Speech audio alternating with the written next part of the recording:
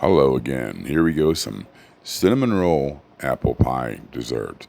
What we're going to do is cut our cinnamon rolls up into quarters, just like that. We're going to add a 1 can of apple pie filling to a crock pot. Get it all out of the can.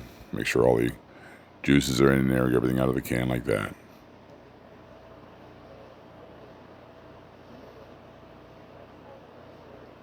We're going to add some cinnamon to the top of the apple pie filling.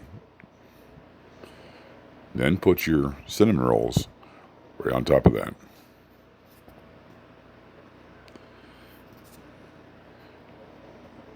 The second can of apple pie filling goes on top of that.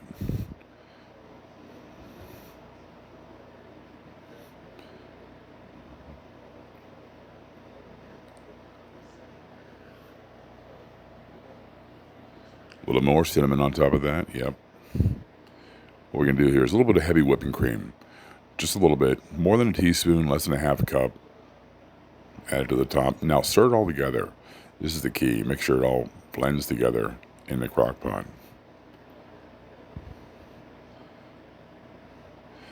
Now we're going to set our crock pot on high for 4 hours.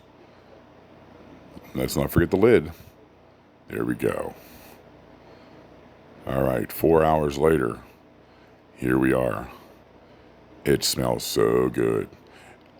Very, very simple apple pie filling cinnamon roll dessert. Makes the house smell wonderful.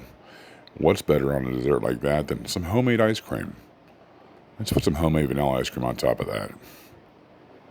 There's some good groceries right there.